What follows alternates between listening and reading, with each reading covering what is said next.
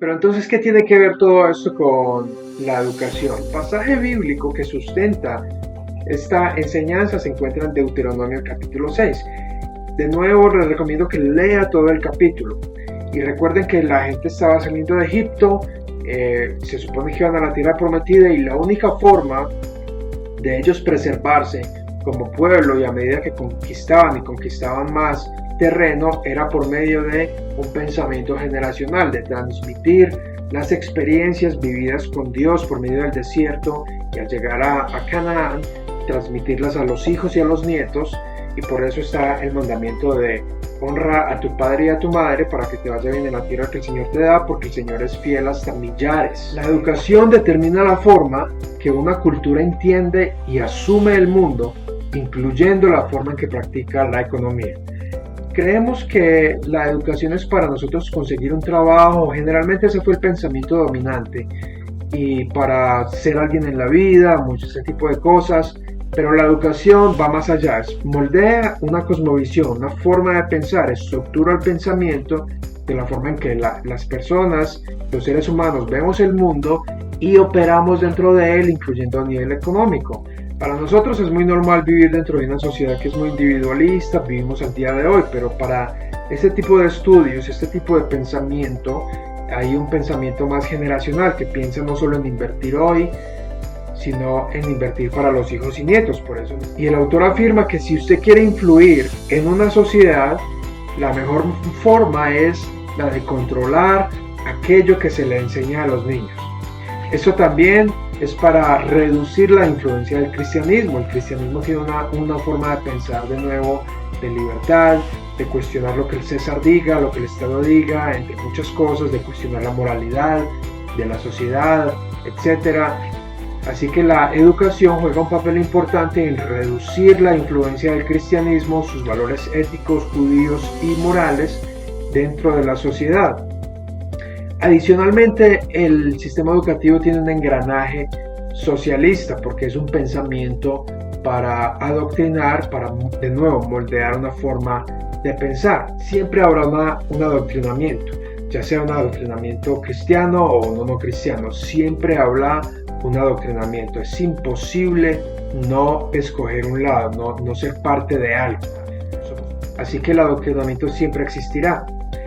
El autor afirma interesantemente que es tiempo de admitir que la educación pública actúa como una economía planeada. Es un sistema burocrático en el que la función de todo el mundo está programada con anticipación, donde no hay lugar para la innovación ni la productividad. No es de sorprenderse que nuestro sistema educativo no mejora, más bien refleja la economía comunista que nuestra propia economía de mercado. Allí está citando a otro autor. A nosotros pensar que el sistema educativo es un producto más dentro del mercado, y ahora vamos a ver de qué habla aquí el autor. Entonces, él dice, ¿cómo es que el sistema educativo puede ser socialista? ¿No será eso una exageración? ¿No será eso a que suena a teoría conspiratoria? Vamos a ver. 1. El autor afirma que es controlada y centralizada. Los padres no tienen voz ni voto al momento de elegir los currículos o el diseño de los mismos. 2. Es monopolizada y típicamente fuerza a los padres a llevar a sus hijos bajo amenazas. 3. Está completamente financiada por impuestos y redistribución de recursos. 4. Está burocratizada y niega el mérito y la competencia. 5. No es neutral. Es atea y es anticristiana. Por favor, la educación no es neutral. En un sistema de libre mercado, la educación se encuentra, como lo mencioné hace un momento, dentro de una variedad de productos. Uno podría elegir, debería poder elegir cómo educarse. Los padres serían los consumidores principales. También la educación se vuelve gratuita. Póngale ojo a esto. Es gratuita, pero es obligatoria. Es interesante ese contraste. Ni los padres ni la escuela privada pueden competir con el gobierno. Es imposible competir porque de nuevo niega el mérito, niega la competencia, ya que es algo financiado y burocratizado. Los planeadores centrales deciden qué enseñar y qué no enseñar. Ellos se encargan de diseñar los currículos. El dinero que se utiliza para los presupuestos anuales del sistema educativo se toma de aquellos que pagan impuestos. De nuevo, se toma sin permiso de personas que pagan impuestos para redistribuirlo. Esto hace parte de nuestra vida diaria. La educación debe ser gratis, es lo que todo el mundo pide, pero bueno, tal vez desde esto nos ofrece una óptica distinta donde no deba ser así. Los gastos en la esfera educativa son enormes, los gastos gubernamentales. Estos no producen nada y no mejoran la calidad, solo gastan, ¿no? El gobierno no puede producir, solo gasta, redistribuye. Es un gran engaño creer que el gobierno puede suplir todas nuestras necesidades, incluyendo la educación. 1. La educación se vuelve algo político y conlleva a más gastos, y cada día es más centralizada, más controlada. 2. Sin la retroalimentación del mercado, es decir, sin las leyes de oferta y demanda y lo que el mercado indique, los funcionarios se ven desconectados de una realidad, enseñando cosas obsoletas o simplemente con otras intenciones. 3.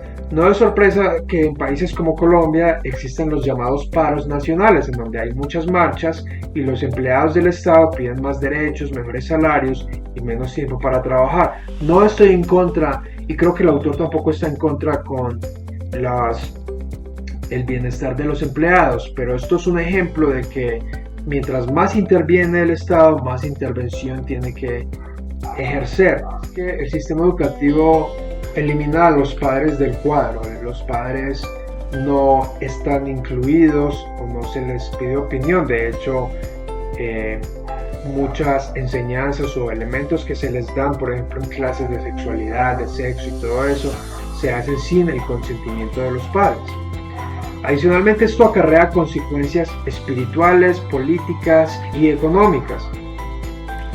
¿Acaso los que más protestan no son los que más destruyen, consumen y los que menos producen? En otras palabras, creo que el autor acierta al decir que mientras más intervención haya, más intervención se ejerce. Y cada vez que se interviene, se centraliza y se controla más y más la economía, entre otras áreas. Es cuestión de jurisdicción. El gobierno no fue diseñado para tener jurisdicción en la esfera de la familia o individual. No obstante, cuando el gobierno da pasos adelante a estas esferas, hay consecuencias, de acuerdo al autor, de este tipo. Él hace una referencia a un autor muy popular que fue premiado en los años 90 como el mejor profesor en el estado de Nueva York, en su libro Entorpeciéndonos o Dumbing Us Down. Él se llama John Gatto. Y John Gatto delinea 7 aspectos principales que, aunque él estaba dentro del sistema educativo, él dice, el sistema educativo nos regala lo siguiente. 1. Confusión. Hay una gran confusión. No hay una conexión entre las materias o los temas que se enseñan. 2. Hay posición de clases. 3. Hay indiferencia hacia el aprendizaje. Solo hay un interés en la calificación. 4. Hay una dependencia emocional. El estudiante es dependiente de la aprobación del profesor o de la nota o calificación que pueda obtener. 3. Hay una dependencia intelectual. De nuevo, no son los padres una fuente principal de sabiduría y experiencia, sino que se depende a nivel intelectual de lo que el profesor diga. 6. Hay una autoestima provisional. Y 7. Nadie se puede esconder de la autoridad. Hace fácil que después seamos dependientes del gobierno, pues desde pequeños, como lo mencioné, durante 12 años hemos venido aprendiendo a depender de la autoridad. Y no estoy diciendo que debemos ir en contra de la autoridad, todo lo contrario, cumplir el mandamiento de obedecer, honrar a los padres, de ahí se desprende el principio de autoridad, de reconocer la autoridad de los demás.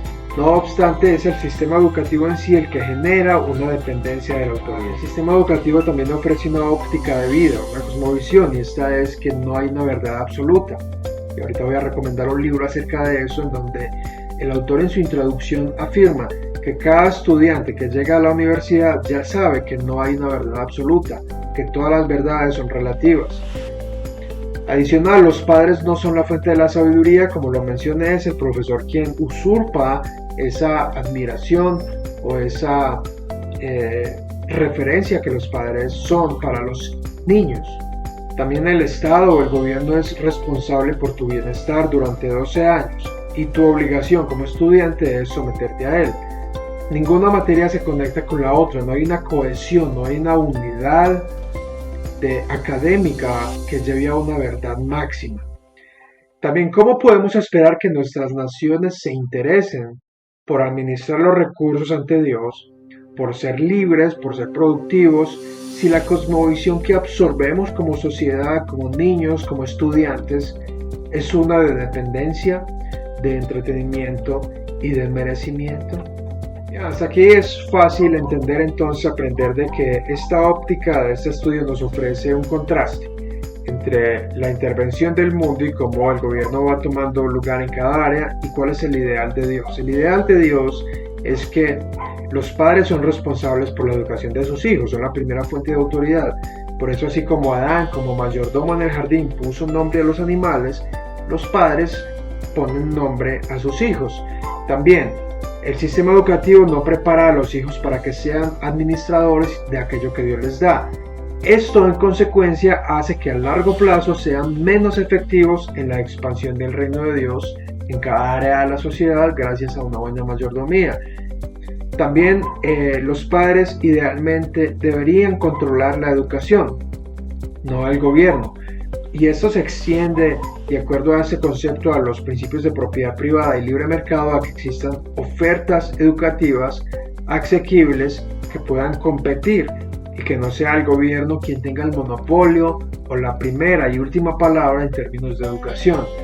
También la educación tiene consecuencias económicas y el autor cita allí Deuteronomios 8 del 7 al 10, en donde habla de la bendición económica material en la tierra gracias a que los padres transmitieron la educación o las palabras de Dios a sus hijos. Y eso es muy interesante porque no se refiere solo a no hagas o a hagas o a qué se puede hacer o no se puede hacer. No se trata de un moralismo, sino de un pensamiento, de una cosmovisión, un estilo de vida, mejor dicho.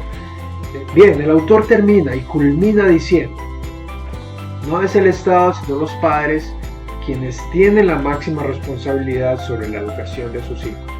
La bendición económica dada directamente por Dios hacia una nación va relacionada con el reconocer sus mandamientos. Esto es algo que comienza con la educación. Desde una perspectiva económica, la educación son las bases para edificar una economía. Es interesante que él introduzca un capítulo dedicado solo a la educación, pero ¿qué tan obvio es?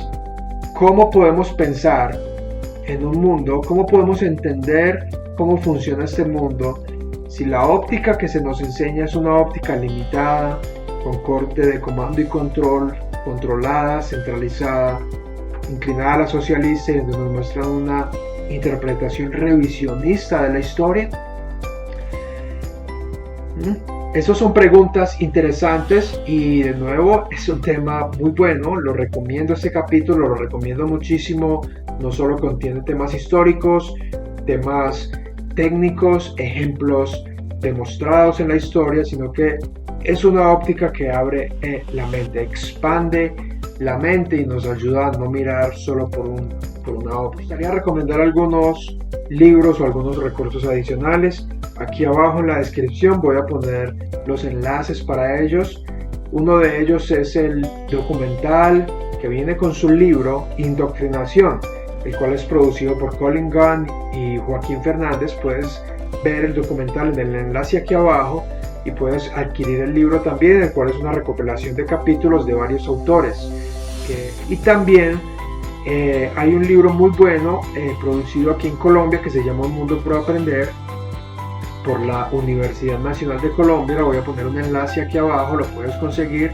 Estas son ponencias de varios autores que en este caso abogan pues por la educación en casa, que de nuevo debería ser una opción más en el mercado, pero es un muy buen libro al momento de aprender acerca de la educación.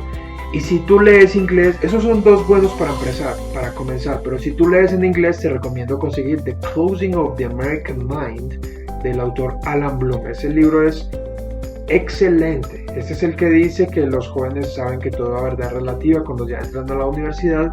Y por supuesto el libro de John Taylor Gatto, previamente citado, que se llama Dumbing Us Down. Y finalmente 7 Lessons from Nazi Germany. Tengo un video acerca de eso, un capítulo en donde el autor también habla de cómo la educación tuvo gran influencia en la Alemania nazi. Bien, espero que este capítulo te haya gustado. Es bombardeado de muchas cosas, contiene demasiado contenido, contiene demasiada información, pero espero que te haya gustado, te sirva de interés, te genere esa inquietud por seguir más allá y aprender por tu cuenta. Y bueno, gracias por ver, gracias por tu tiempo, compártelo, suscríbete y bueno, hasta la próxima.